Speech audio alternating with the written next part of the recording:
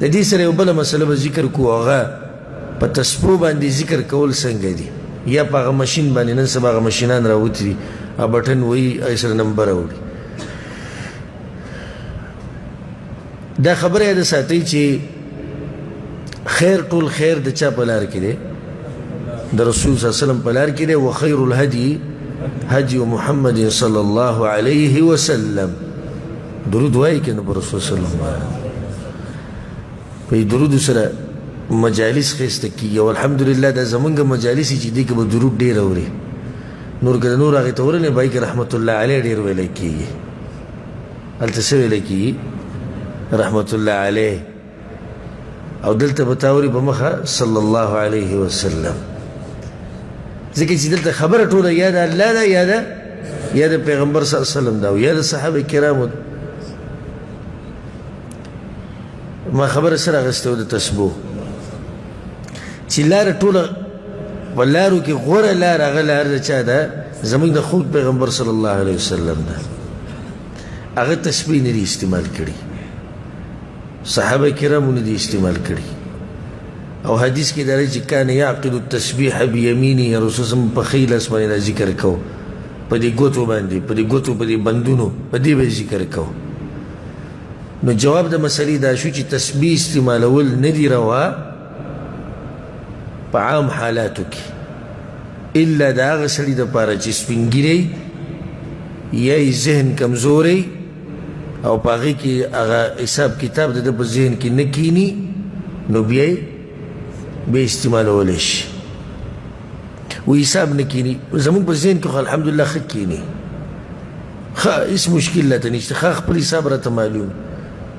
بل دا چې دا ګوتې به ګواهي کوي د قیامت په ورځ نو تا دا ګوتې محرومه کړي کله چې د تسبیح استعمال کړي یو اهمه نقطه راته بیان کړمه اهمه و اهمه هغه ده چې د تسبیح د لاسه په انسان کې ریاکاري راځي نن سبا چې داسې دي چې ځان نه یې مولاګوټه ورته کې جوړ کړي او یا داسې امیر سي وي یو ګش ولګوي نو بیا اوس داسې وړې غونته کې تسبیح تا سره به خبرې هم کوي په هغې به هم کړسا جوړه کړي کړسه لیکن ته ما سره خبرې کوي چې په دې ځای کې دی څه وایي ګورئ کېدای شي دا ټکي شماري چې دومره ټکي مینه نه وي نو بیا بل نقصان دا وشو ریاکاري خو پکې راغله د تسبیح د لاسه اوس دی ریاکاري کوي دویم نقصان دا وشو چې د عوامو په ذهن کې دا خبره کېناسته چې د چا په لاس کې تسبیح نو دا سړی څه دی دا دیندار دی او چې د چا په لاس کې تسبیح نه دا نیک عمله نه دی څومره غټ نقصان وشو معمولي نقصان وشو که ډېر وشو ډېر نقصان وشو یو شی عبادت نه دی د هغې نه شعار د عبادت جوړ شو اوس تسبیح ته پنځه وخته لمونځ کې تهجد کې هر قسمه عبادت کې خو تسبیح د سره نشته زموږ په معاشره کې تا دینداره نه وایي خو که ته یو لمونځ هم لکه اکثر دی چې دا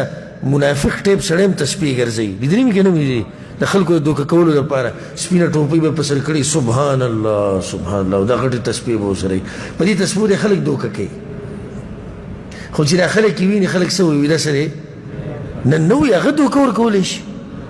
څلور میټره خو داسې تسبیح وي دومره غټې تسبیح چې د سړي سره یا به دوکه ورکړي وایي نو داسې پکې نشتې چې دا تسبیح استعمالوي د دوکې ورکولو لپاره نو جواب د مسلې څه شو چې تسبیح استعمالول نه دي روا الا دا چې یو سړی عمر یې ډېر دی یا بیمار دی ذهني کمزوری دی او دوی چې زما نه حساب کتاب خطا کېږي او زه ډېر اذکار کوم نو بیا هېڅ خبره نه ده کولی شي والله اعلم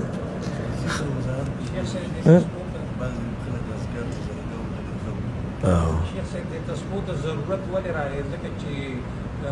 شرعي اسکار ختم شو بدعي اسکار راغلو او ډېر زیات دي سبحان الله سبحان الله دا ښکلې نقطه زموږ د مشر ذکر کړه والله دې د په علم کې برکت واچوي سره د ټولو